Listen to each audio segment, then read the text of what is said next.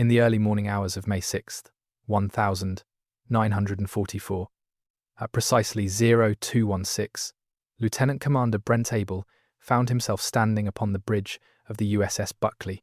An Avenger pilot's voice crackled through the radio with urgent coordinates. German submarines had surfaced approximately 20 miles ahead, positioned west of the Cape Verde Islands. Abel was a man of 34 years, with 11 months of experience commanding this particular destroyer escort.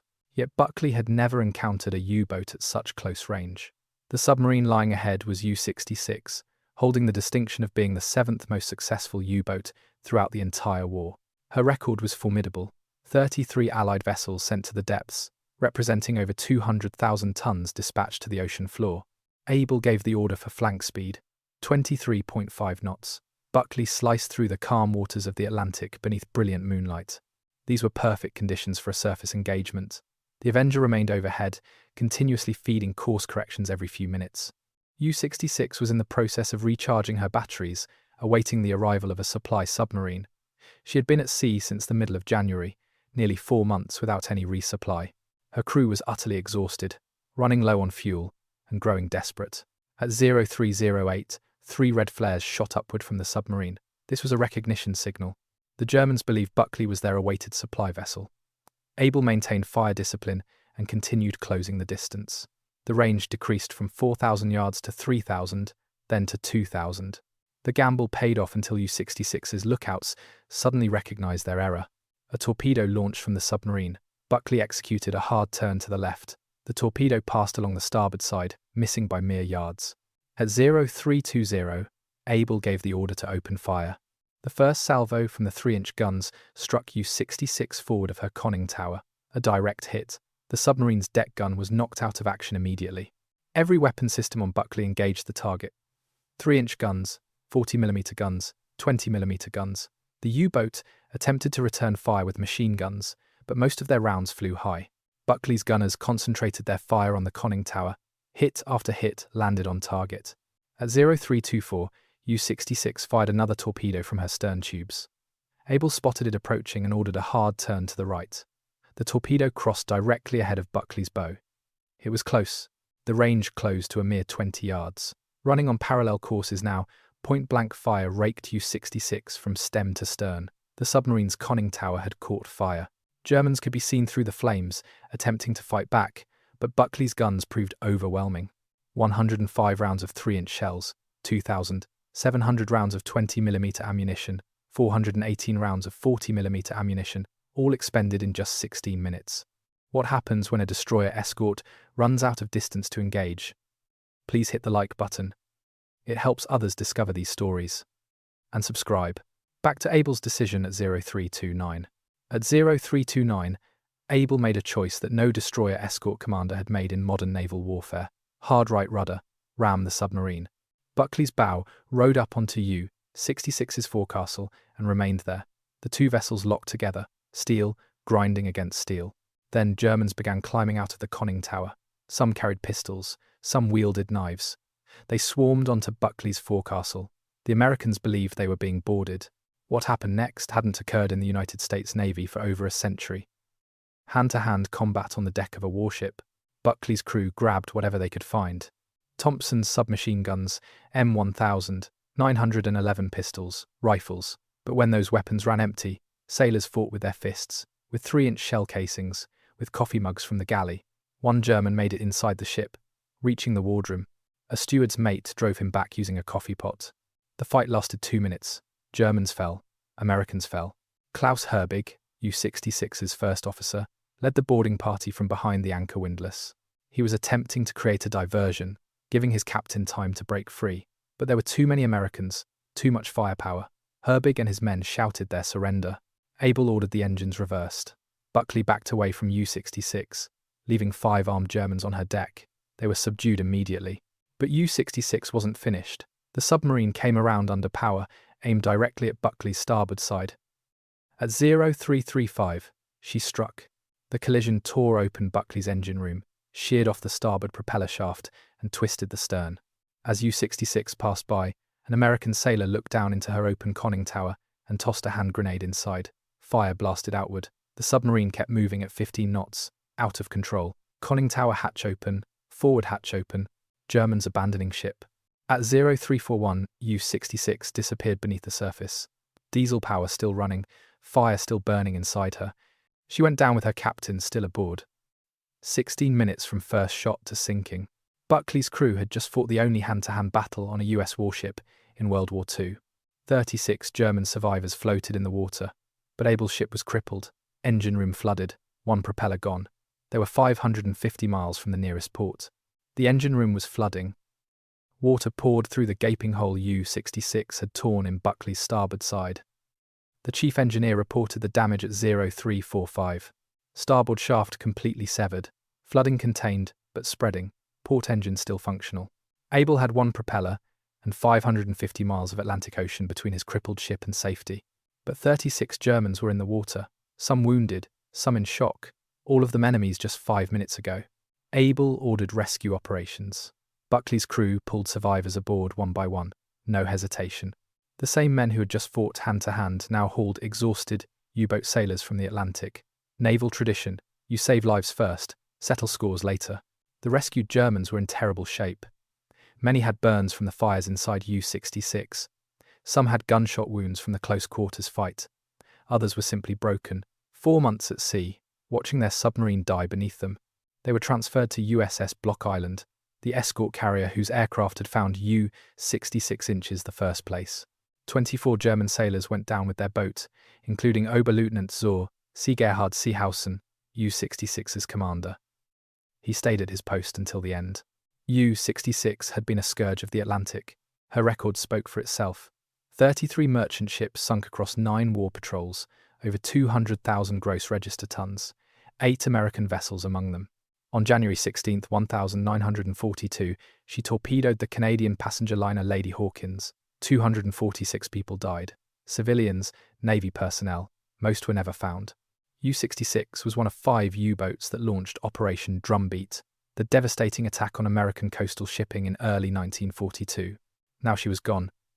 Sunk by a destroyer Escort that weighed 1,400 tons, to U-66's 1,540. Sunk by a captain who had been in command less than a year. Sunk in a fight that ended with coffee mugs and fists. The irony wasn't lost on anyone. Germany's 7th most successful U-boat, defeated in the most primitive combat imaginable. But Buckley was barely floating. Abel assessed the damage as dawn broke on May 6th. Port engine operational, steering functional, hull integrity compromised, but holding. The starboard propeller shaft wasn't just broken, it was gone.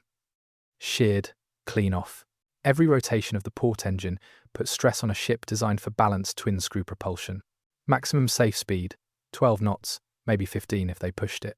New York was the closest major repair facility, over 2,000 nautical miles northeast. Boston Navy Yard could handle the damage, but that meant crossing the North Atlantic on one engine with a hole in the hull.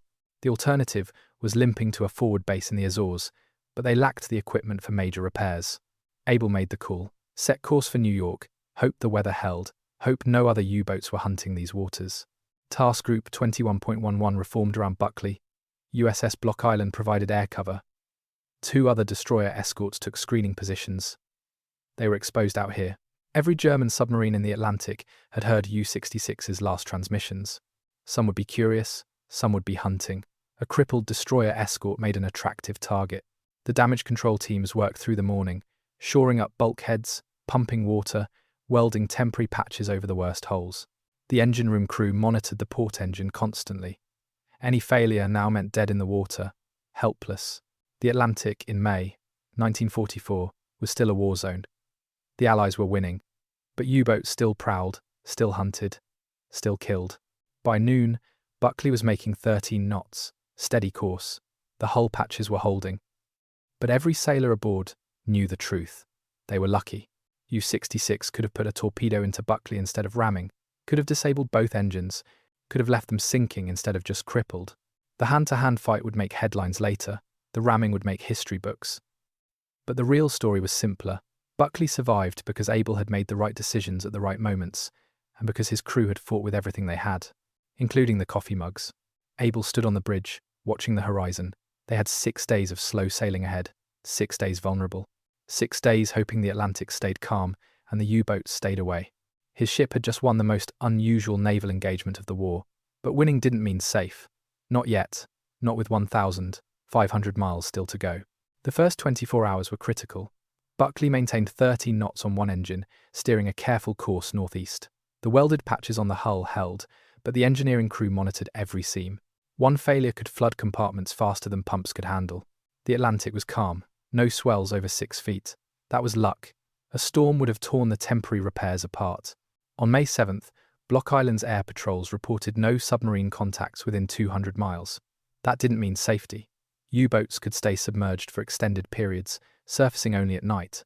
By May 8th, Buckley had covered 300 miles. Still over 1,200 to go. The crew settled into a rhythm. Damage control teams ran constant checks. Lookouts scanned for periscopes. Gun crews stayed ready. But word was spreading. Radio intercepts confirmed it. German Naval Command knew U-66 was gone. They knew how she died, rammed by a destroyer escort, hand-to-hand combat on deck. The story seemed impossible. U-boats didn't get boarded. They sank from depth charges or torpedoes. They went down fighting at range, not in close quarters brawls. But Buckley's action report was detailed, specific, undeniable. The coffee mugs bothered the Germans most. Official reports mentioned them 3 times. Ammunition expended included several General Mess coffee cups. That line appeared in the U.S. Fleet Anti-Submarine Bulletin in June 1944. American sailors had thrown their breakfast dishes at one of Germany's most successful submarine crews, and it had worked. Some wounds on the German survivors were confirmed, caused by ceramic impacts. Coffee mugs in naval combat in 1944. The hand-to-hand fighting lasted approximately 2 minutes, according to Buckley's action report. But those 2 minutes rewrote assumptions about modern naval warfare. Small arms fire accounted for 300 rounds of .45 caliber from M1000, 911 pistols, 60 rounds of .30 caliber from rifles, 30 rounds of double-aught buckshot from shotguns. Thompson submachine guns added more. But the close-quarters weapons, fists, shell casings, coffee equipment, those were what made the story unforgettable. One detail stood out in the survivor interrogations. Klaus Herbig, U-66's first officer, had led the boarding attempt, knowing it was hopeless. His goal was simple: create a distraction, give Seehausen time to break the submarine free. Herbig and his men climbed onto Buckley's forecastle with pistols and knives. They faced rifle fire from the repair party, Thompson gunfire from the bridge wing, and when the Americans ran out of ammunition, they faced fists and improvised weapons. Herbig survived. He surrendered after realizing the diversion had failed. The German who reached Buckley's wardroom also survived. He had made it past the initial fighting on deck, found an open hatch, climbed down. He thought he could sabotage something, find the radio room maybe. Instead, he encountered a steward's mate in the galley. The American grabbed the nearest object, a coffee pot, and beat the German back toward the ladder. Other crew members arrived. The German surrendered. Later interrogation revealed he had been aboard U-66 for all 9 patrols. Survived depth charge attacks, survived aircraft strafing, but he couldn't survive a Navy cook with a coffee pot. By May 10th, Buckley was halfway to New York. 600 miles covered, 600 more ahead. The port engine was showing strain, oil pressure fluctuating, temperature running higher than normal. The chief engineer recommended reducing speed to 11 knots. Abel agreed. Better slow than dead in the water. They adjusted course slightly, aiming for calmer seas. The crew's morale was strange. They had won an impossible fight, sunk a legendary U-boat, fought hand-to-hand, and survived. But their ship was crippled. Every day at sea was a risk. Every hour the port engine ran was borrowed time. They celebrated quietly. No loud talk about the battle, just acknowledgement. They had done something nobody else in the US Navy had done in over a century, repelled boarders on a warship in the Atlantic. With coffee mugs. On May 11th, a new concern emerged. The starboard side damage was worse than initially assessed. Saltwater corrosion was spreading faster than expected. The temporary welds were holding, but barely. Another storm would be catastrophic. Abel checked weather reports constantly. High pressure system holding over the North Atlantic. Forecast stable for the next 72 hours. After that, nobody knew. And they still had 4 days of sailing ahead. 4 days hoping the weather held. 4 days hoping the engine didn't fail. 4 days wondering if another U-boat was tracking them right now. May 12th brought the first real test. Weather reports showed a low-pressure system developing 400 miles northwest. Not a full storm, but enough to generate swells. 8 to 10 feet predicted. Buckley's damaged hull could handle 6, maybe 7. 10 feet would strain every weld. Abel altered course slightly south, trying to skirt the worst of it. The swells arrived that afternoon. 8 feet, rising.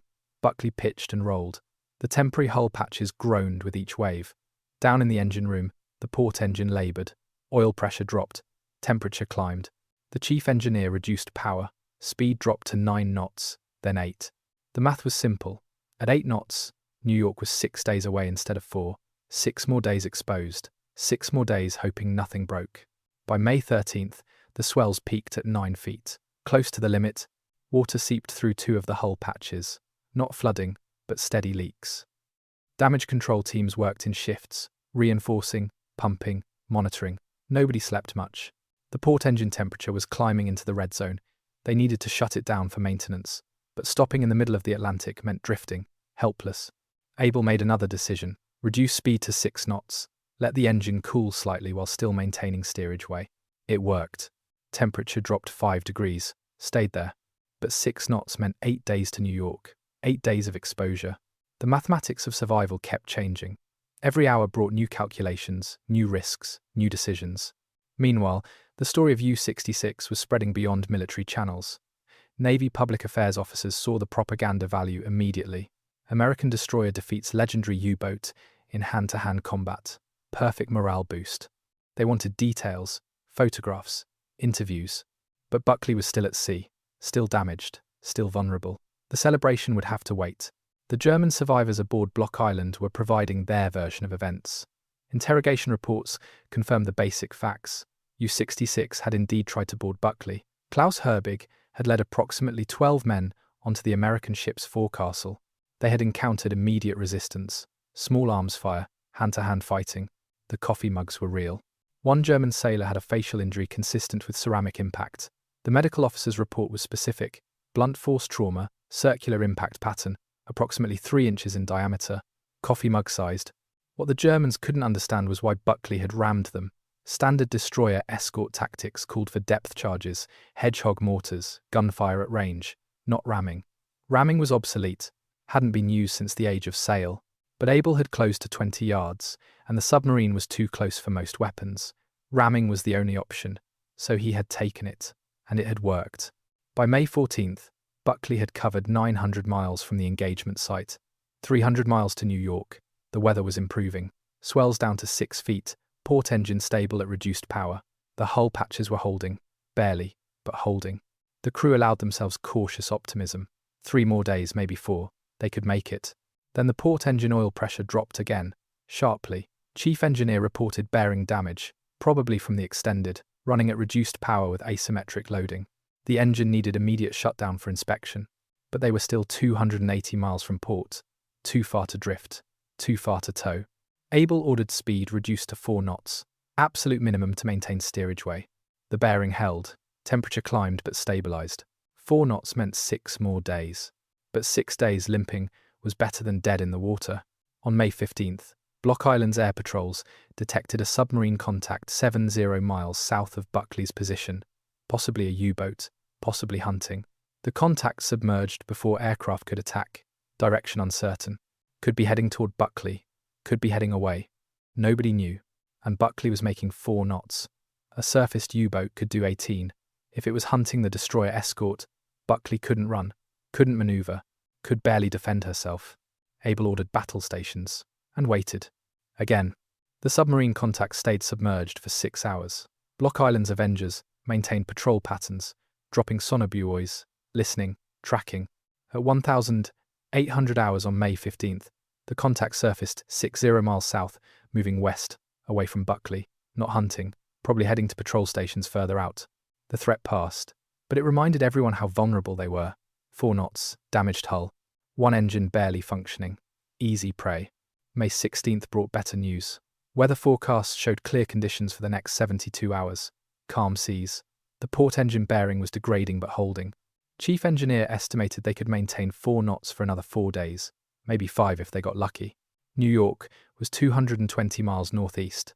4 days at 4 knots was 384 miles. They had margin, not much, but some.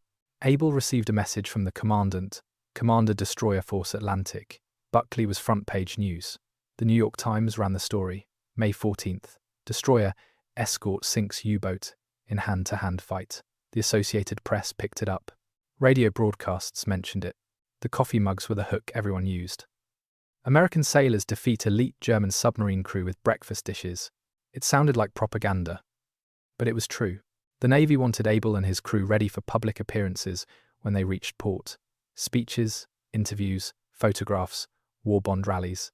The hand-to-hand combat angle was perfect for morale, showed American fighting spirit, showed resourcefulness, showed courage, everything the public wanted to hear. But Abel was focused on getting his ship home. The publicity could wait. By May 17th, Buckley was 140 miles from New York. The engine was running hot but steady. Hull patches were leaking slightly more, but still controllable. They had covered over 1,000 miles on one engine with a hole in the side. The crew was exhausted, sleep-deprived, running on adrenaline and determination. But they were close now, close enough to see the finish line. Then, the bearing failed. Not catastrophically, just degraded to the point where continuing was dangerous. Chief Engineer recommended immediate shutdown, but they were still 135 miles out, too far to drift. Abel made a call. Run the engine to destruction if necessary. Get close enough for a tow. The bearing might last another 24 hours. Might not. Only one way to find out. The engine ran. Temperature climbed into critical range. Vibration increased. Oil pressure dropped. But it ran. Hour after hour, mile after mile. By midnight, May 17th, they were 90 miles from New York. Close enough. Abel requested tug assistance. 2 ocean-going tugs departed New York Harbor at 0200 May 18th. Estimated rendezvous time, 1,400 hours. At 0630 May 18th, the port engine seized. Bearing failure, complete loss of power, but Buckley was 70 miles from New York. The tugs were en route. All they had to do was drift, wait, stay afloat. After 12 days of limping across the Atlantic, they could finally stop. The engine room crew secured everything. Shut down systems, assessed damage. The engine was destroyed, would need complete rebuilding, but they didn't need it anymore.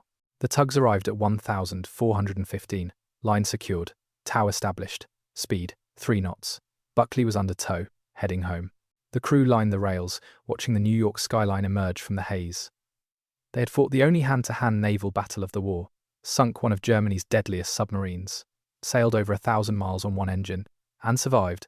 At 2,200 hours May 18th, Buckley entered New York Harbor. Tugs guided her toward the Brooklyn Navy Yard. Crowds lined the shore. News cameras were set up. Reporters waited. The coffee mug story had made them famous. But the crew wasn't thinking about fame. They were thinking about solid ground, hot showers, real sleep, and the fact that they had actually made it home. The tugs positioned Buckley alongside Pier 12 at Brooklyn Navy Yard. Lines secured, engines shut down, or, what was left of them, gangway extended. But before anyone could disembark, Abel gathered his crew, told them what they already knew. They had done something extraordinary, not just sinking U-66, but bringing Buckley home against impossible odds. The hand-to-hand fight would make headlines, but the 12-day journey home was the real achievement. That's what he wanted them to remember. May 19th. Buckley was moved to Boston Navy Yard for detailed damage assessment. The initial inspection at Brooklyn revealed the repairs would take weeks, possibly months. Boston had better facilities for destroyer escort work, better dry dock capacity. The ship was towed north, arriving May 20th. In dry dock, the full extent of damage became clear. The bow was bent 12 degrees to port from ramming U-66. Internal compartments forward were crushed. The starboard propeller shaft wasn't just sheared, the stern tube was cracked. The engine room flooding had damaged electrical systems throughout the aft third of the ship. Hull plating showed stress fractures in 6 locations, and the port engine was completely destroyed. Bearings gone, crankshaft damaged, total rebuild required. Navy engineers estimated 6 weeks minimum for repairs, probably 8. The bow needed complete reconstruction, the stern needed new shaft and tube assembly. The engine required parts that weren't in stock, had to be manufactured. Meanwhile, Buckley sat in dry dock, a battered reminder of what close-quarters combat did to modern warships. But the crew was already famous. The coffee mug story had captured public imagination. Newspapers ran it for days. Radio shows mentioned it. Newsreels wanted footage. The Navy obliged. Cameramen filmed the damaged bow, the bent hull, the crushed compartments, visual proof of the ramming. Then they interviewed the crew, asked about the hand-to-hand fighting, asked about the coffee mugs. The sailors were uncomfortable with celebrity. They had done their job, fought when fighting was necessary, used whatever weapons were available. That included coffee mugs. It wasn't heroic. It was practical. When Germans are climbing onto your deck with weapons, you use whatever is closest. Sometimes that's a rifle. Sometimes it's a coffee cup. The crew didn't see the distinction. The public did. On August 31st, 1944, formal awards ceremony at Boston Navy Yard. Captain George Monroe presided. Lieutenant Commander Brent Abel stepped forward first, Navy Cross. The citation read, "For extraordinary heroism and distinguished service in the line of his profession as commanding officer of the destroyer Escort USS Buckley in offensive action against a German submarine during patrol of the Atlantic coast in the early morning of May 6, 1944. The citation detailed Abel's decisions, the undetected high-speed approach in bright moonlight, silencing U-66's guns within 4 minutes despite torpedo and automatic weapon fire, the ramming, the defense against boarding. Every choice Abel made that night was recognized, but the citation didn't mention coffee mugs. That detail stayed in the action reports. The official awards focused on tactics and leadership. Lieutenant Junior Grade Boris Kramer received the Bronze Star for meritorious performance during the engagement. Other crew members received commendations. The entire ship earned the Navy Unit Commendation. Buckley's bow would forever carry a battle star on the European-African theatre ribbon. Physical proof of that 16-minute fight west of Cape Verde. The repairs continued through June. New bow section fabricated and installed, starboard shaft replaced, engine rebuilt from components, electrical systems rewired. By June 14th, Buckley was whole again. Not new, but functional, ready to return to the Atlantic. The coffee mugs that survived the fight were saved, became unofficial relics. Some crew members kept them, reminders of the strangest weapons ever used in US naval combat. But Buckley's war wasn't over. After refresher training at Casco Bay, Maine, she escorted convoys to North Africa from July through November 1944, then resumed anti-submarine duty along the eastern seaboard. On April 19, 1945, Buckley and destroyer Escort Reuben James sank U-500 and 48 inches the North Atlantic. No ramming this time, no hand-to-hand combat, just depth charges and coordinated attack. Standard procedure. The war in Europe ended May 8, 1945. Buckley escorted one final convoy to Algeria in June and July, then returned to the United States. Her combat record was complete. 2 U-boats sunk, dozens of convoys escorted, thousands of miles patrolled, and one impossible fight that nobody would forget. The hand-to-hand engagement became required reading at the Naval Academy, case study in unconventional tactics. Proof that modern warfare sometimes required ancient solutions, even if those solutions involved breakfast dishes. But the real lesson wasn't about coffee mugs. It was about adaptability, about using whatever tools were available when standard weapons failed. Abel had rammed because ramming was the only option. The crew had fought hand-to-hand because the enemy was too close for guns. They had improvised, survived, won. That was the lesson, not the coffee mugs. Those were just the memorable detail that made the story unforgettable. Buckley was decommissioned July 3, 1946, placed in reserve at St. Johns River, Florida. The war was over. The Atlantic was safe. Destroyer escorts were no longer needed in the numbers built during wartime. Buckley joined hundreds of other ships in mothballs, preserved, maintained, ready for reactivation if another war came. On April 26, 1949, Buckley was reclassified DER 51, Radar Picket Destroyer Escort, new role, new mission, but she never returned to active service in that capacity. The reclassification was administrative. On September 29, 1954, she was reclassified again, back to D51, original designation, but still in reserve, still waiting. 23 years, Buckley sat in reserve. Paint fading, systems aging. The bent bow from ramming U-66 remained visible even decades later. A permanent scar, a physical reminder of that May night in 1944. Sailors who served on other ships would visit, point out the damage, tell the story. The coffee mugs always got mentioned. In 1969, Buckley was struck from the Naval Register. Sold for scrap. The Navy determined she was too old for further service. Too outdated. Modern anti-submarine warfare had evolved beyond World War II destroyer escorts. Buckley's era had passed. She was towed to a breaker's yard, cut apart, recycled. The bow that had rammed U-66 was separated from the rest of the hull.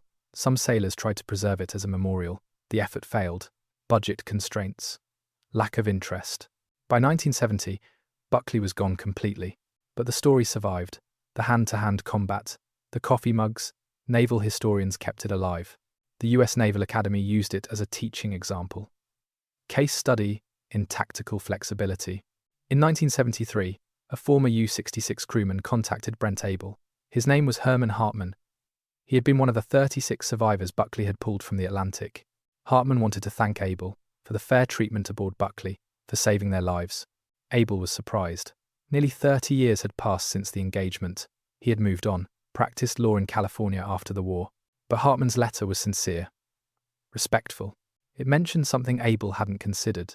The German survivors had always wanted to meet their adversaries, shake hands, acknowledge the shared experience. War had made them enemies. Peace allowed them to be something else. Abel helped organize a reunion. Germany, 1978. Former Buckley crew members met former U-66 crew members. They were all older now, grey hair, slower movements. But the memories were sharp. The Germans remembered the coffee mugs. The Americans remembered the desperation in Klaus Herbig's eyes as he surrendered. Both sides remembered the violence, the fear, the confusion of close-quarters combat. The reunion was emotional. These men had tried to kill each other, had succeeded in some cases. 24 Germans died when U-66 sank. But the survivors bore no grudges. They understood war was war. Duty was duty. They had both done their jobs. And afterward, Abel's crew had saved German lives instead of leaving them to drown. That mattered. Maybe more than the fighting. One German sailor brought photographs.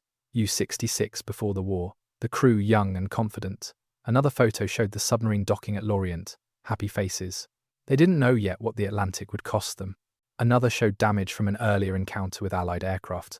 U-66 had been attacked multiple times before meeting Buckley. Had survived depth charges, strafing runs, near misses. But she couldn't survive 16 minutes with a determined destroyer escort. Abel brought Buckley's action report. The official account, detailed, specific. The Germans read it carefully, nodded at certain parts, disputed minor details, but agreed on the essentials. The fight had happened exactly as described, including the coffee mugs, including the hand-to-hand combat, including the final moments when U-66 went down with her captain still aboard. The reunion ended with mutual respect. These men had shared something few others could understand. Combat at ranges, measured in feet instead of miles. Personal violence in an impersonal war. They had survived, both sides, and that created a bond stronger than former enmity. Abel said later he was proud of sinking U-66, proud of his crew, but he wished he could have saved more German lives, including Seehausen, including the 24 who went down with the submarine. Brent Abel died in 2007. He was 91 years old, had lived a full life after the Navy. Law practice. Family. But his obituary led with USS Buckley and U-66. The coffee mug battle, that's what people remembered. That's what defined his naval service.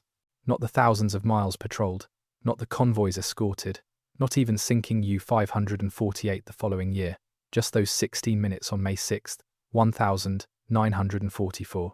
The survivors from both sides kept in touch after the 78 reunion. Letters, occasional phone calls. They formed an unlikely fraternity, men who had fought each other in the most primitive way possible during a technologically advanced war. The irony never escaped them. Radar had detected U-66. Sonar tracked her. Radio coordinated the attack. But the fight ended with fists and coffee mugs. Klaus Herbig, U-66's first officer who led the boarding attempt, attended multiple reunions over the years. He never apologized for trying to board Buckley. It had been his duty. Create a diversion, give his captain a chance. The fact that it failed didn't make it wrong. Abel understood, respected it. Both men had made hard choices that night. Both had done what they thought necessary. That's what warriors did. The coffee mugs achieved legendary status. Naval museums wanted them. Collectors offered money. But the crew members who kept them refused to sell. These weren't artifacts. They were personal reminders. Proof that war sometimes reduced to the simplest terms. Survive. Use whatever is available. Win. One mug ended up at the Navy Museum in Washington, D.C., donated after a veteran's death. Display case labeled, coffee mug, used as weapon, USS Buckley vs. U-66, May 6, 1944. Thousands of visitors saw it every year. Most assumed it was metaphorical. It wasn't. The academic studies came later. Naval warfare analysts examined the engagement from every angle: tactical decisions, weapon effectiveness, damage assessment, but they kept returning to the same question. Why had U-66 attempted to board? Standard procedure was to disengage when rammed, dive if possible, scuttle if not. But Seehausen had tried to turn the tables, use the ram against Buckley. It nearly worked.